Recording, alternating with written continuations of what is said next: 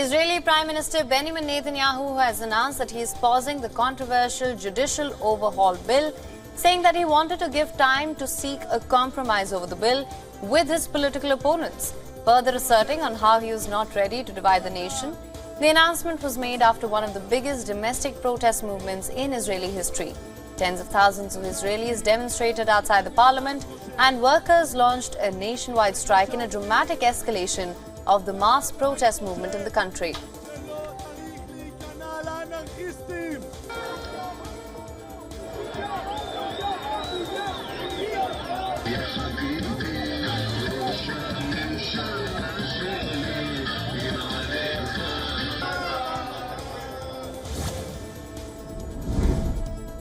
The White House spokesperson during a briefing welcomed Israel's decision to pause legislation to reform its judiciary. The White House spokesperson added that the United States welcomes this announcement as an opportunity to create additional time and space for compromise. Now, the White House has emphasized the importance of checks and balances after widespread protests over the contested plan.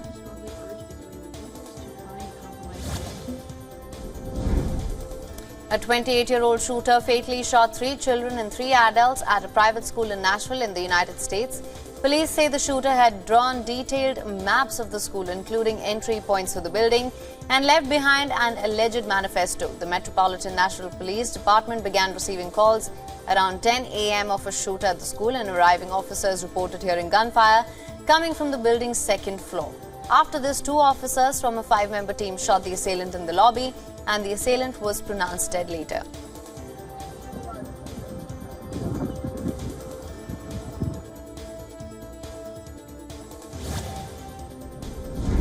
Two people were killed and 29 wounded on the 27th of March after Russian forces fired 2 missiles at an eastern city northwest of Bakhmut, according to the regional governor. The Ukrainian President Volodymyr Zelensky also separately posted a video on his social media allegedly showing the aftermath of the attack.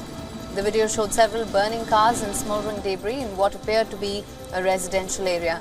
Ukraine's ground forces commander stated that Kiev was planning its next move, and this comes after Moscow shifted the focus from a flagging assault on the eastern city of Bakhmut to another town further south.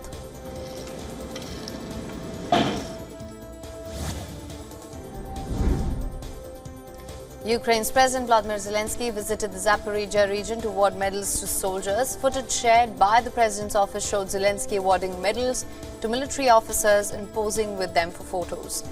Zelensky also visited the operational group of troops, according to the information published on the President's social media page.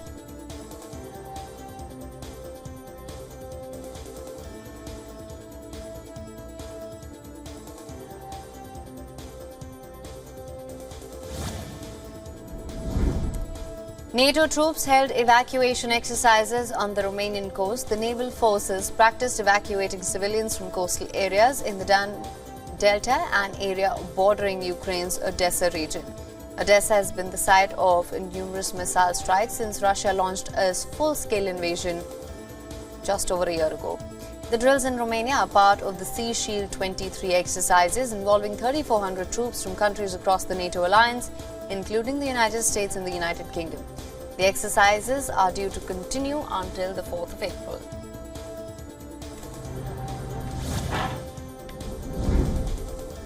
The UN Security Council has declined a Russian request to investigate the blasts on Nord Stream pipelines that move from natural gas from Russia to Europe under the Baltic Sea. The US Deputy Ambassador said there's no need for a UN probe when investigations by Sweden, Denmark and Germany are being conducted in a comprehensive, transparent and impartial manner. The pipelines known as Nord Stream 1 and Nord Stream 2 are majority owned by Russia's state-run energy giant Gazprom. The explosions on both occurred on the 26th of September in 2022. Those against?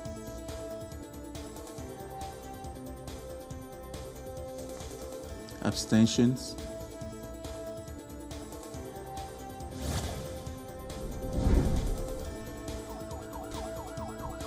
A teacher in Brazil died after a 13-year-old student stabbed her alongside 3 other teachers and 2 classmates at a public school in Sao Paulo City. The 5 wounded victims are in hospital. They're currently in stable condition. The teenager has been taken to a police station to be interrogated alongside his parents. According to reports, The state's military police is investigating the case, and the motive behind the knife attack has not been made clear yet. A 3-day mourning period will be declared in honor of the teacher who died.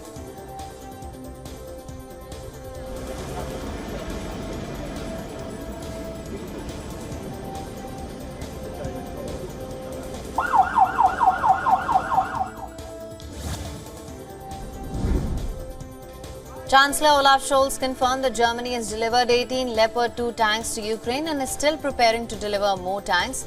He made this announcement during a news conference with his Dutch counterpart while in the Netherlands.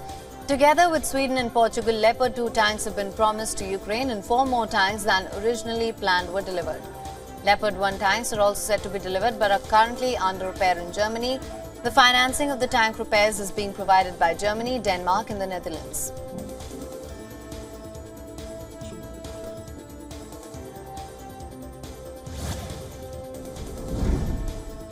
U.S. aircraft carrier USS Nimitz arrived in South Korea's southern harbor city of Busan, according to a South Korean Navy official. A U.S. carrier strike group led by USS Nimitz staged ongoing military exercises with South Korea in the international waters off the southern island of Jeju. This is to improve the execution of U.S. extended deterrence, its military capability, especially nuclear forces, to deter attacks on its allies.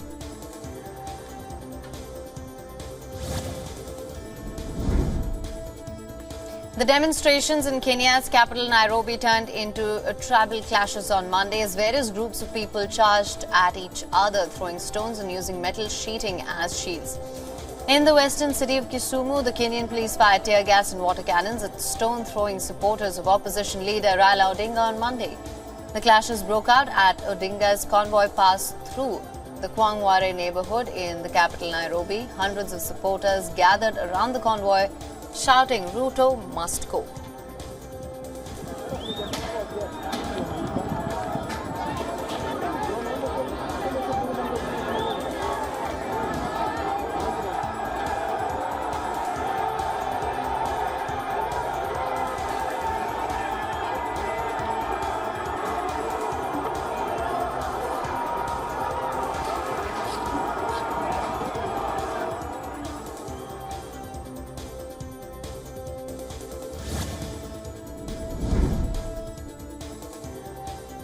Peruvian authorities have seized 2.3 tons of cocaine, which they believe was en route to Turkey. According to the authorities, the drugs were disguised as ceramic tiles.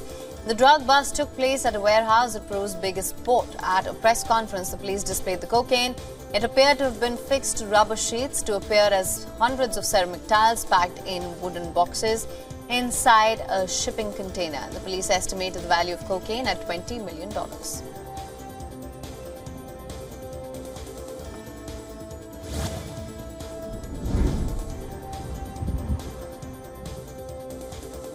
At least 20 people were killed when a packed bus hit a bridge and overturned, further bursting into flames in southwestern Saudi Arabia on Monday, according to Saudi state media reports.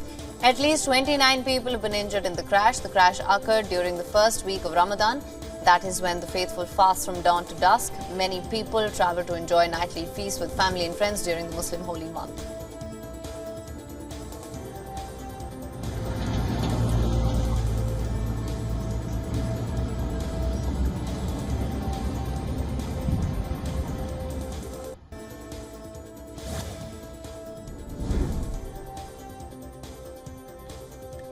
In a landslide triggered by months of heavy rainfall in the south of Ecuador, at least 7 people have been killed, with 23 people hurt and almost 50 currently missing. After the landslide, Ecuador's president tweeted that firefighters from neighboring areas had been deployed to the affected village. Images shared on local media showed dozens of rescuers and civilians trying to clear the debris by hand in the dead of the night with only torches for light in the mountainous region. The government said it had mobilized the National Police, Armed Forces, the Health Ministry and the Red Cross to help with the rescue efforts.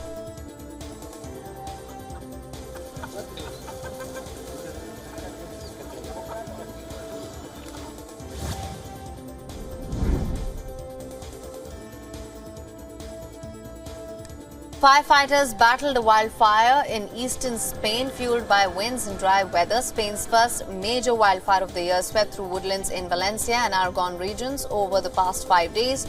forcing around 1,500 people to leave their homes. Firefighters from the region and from the military emergency unit joined forces with other emergency services to protect the urban areas and the natural parks. Spain's Prime Minister said that unseasonably warm weather was a consequence of climate change, and Spain is experiencing a long-term drought after 3 years of below-average rainfall.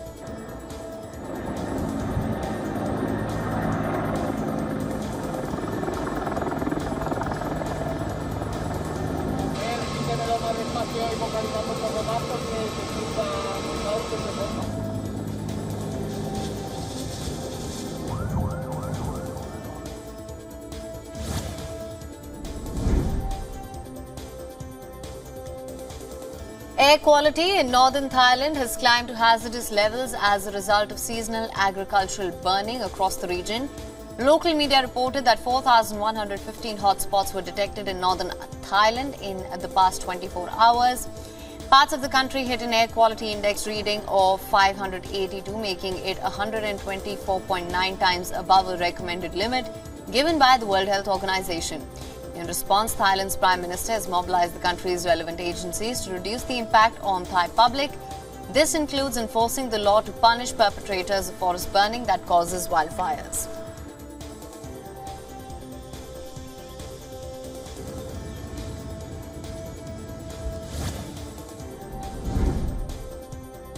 Drone footage shows how a tornado lashed a town in Mississippi, leaving a trail of destruction with roofless houses, overturned tractor trailers and destroyed trees. 26 people were killed in the powerful twister that ripped through the area, destroying many of the community's homes, snapping trees, trunks like twigs and tossing cars aside. According to reports, homes and businesses remain without power. U.S. President Joe Biden has ordered federal aid to supplement the state, tribal and local recovery efforts in the affected areas.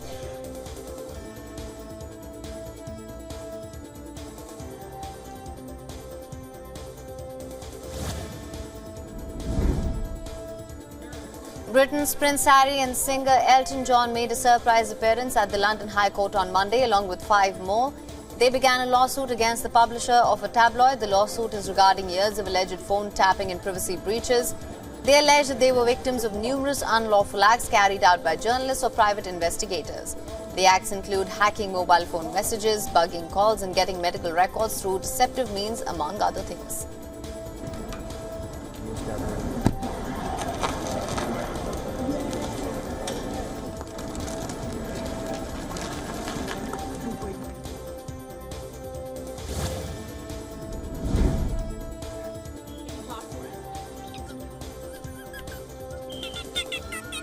Ranger, a rescued juvenile dolphin, is thriving, socializing with other dolphins at the Dolphin Research Center in the United States, Florida.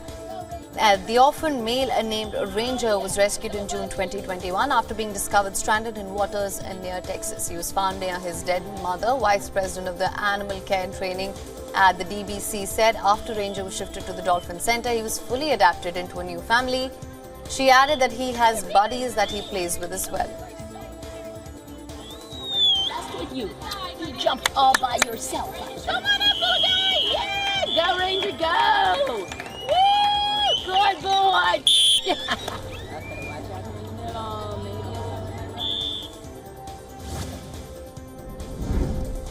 The head of Australian Prudential Regulation Authority said that Australia's banks were among the best placed in the world to handle a financial crisis. The differences between regulatory requirements for Australian banks versus many overseas jurisdictions translated into Australian banks not suffering during the 2008 global financial crisis. According to an expert, the Australian banking industry was unlikely to experience a similar shock to the SVB collapse given the US bank's loan book was concentrated on too many high-risk assets.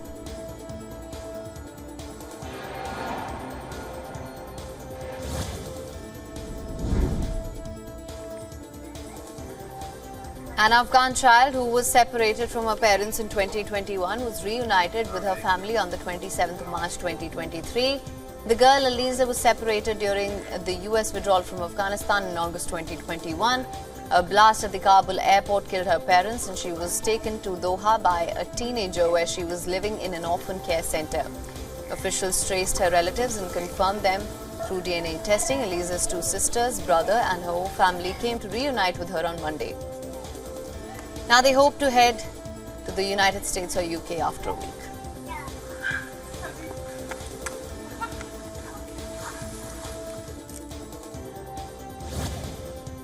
WION is now available in your country. Download the app now. Get all the news on the move.